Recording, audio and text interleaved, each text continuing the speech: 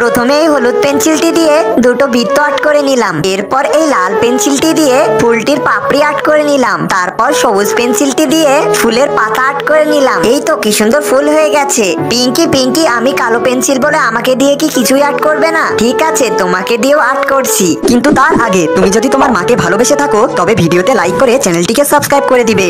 আর যদি কিছুই না করো তাহলে আমি মনে করব তোমার মাকে তুমি ভালোই বাসো না। এই যে তোমাকে দিয়ে চুল আর্ট করে নিলাম। এরপর দুটো চোখ আর্ট করে নিয়েছি।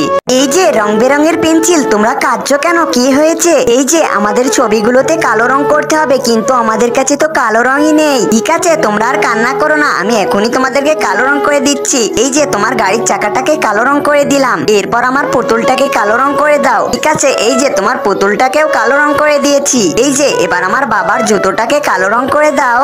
কিন্তু তার আগে তুমি যদি তোমার মাকে ভালোবেসে থাকো তবে ভিডিওতে লাইক করে চ্যানেলটিকে সাবস্ক্রাইব করে দিবে। আর যদি কিছুই না করো তাহলে আমি মনে করব তোমার মাকে তুমি ভালোই বাসো না। ঠিক আছে, এই যে তোমার বাবার জুতোটাকেও কালো রং করে দিয়েছি। আমি এই মৌমাছি, প্রজাপতি আর পিঁপড়েকে কালো রং করে পালিয়ে যাই। এই তো সবাইকে কালো রং করে ফেলেছি, এখন আমি এখান থেকে পালিয়ে যাই। হায় হায়, আমাদের মায়ের গায়ের রং কালো হলো কিভাবে? তাড়াতাড়ি করে আমাদের মায়ের গায়ের রং ফিরিয়ে দিতে হবে। প্রথমে আমি আমার মায়ের গায়ের রং নীল করে দিই। এই তো আমার মায়ের গায়ের রং নীল করে দিয়েছি। এরপর আমি আমার মায়ের গায়ের রং লাল করে দিই। আর আমি আমার মায়ের গায়ের রং হলুদ করে দিই। এ কি, সব রং তো ভুল হয়েছে। কিন্তু তার আগে তুমি যদি তোমার মাকে ভালোবেসে থাকো তবে ভিডিওতে লাইক করে চ্যানেলটিকে সাবস্ক্রাইব করে দিবে। আর যদি কিছুই না করো তাহলে আমি মনে করব তোমার মাকে তুমি ভালোই বাসো না।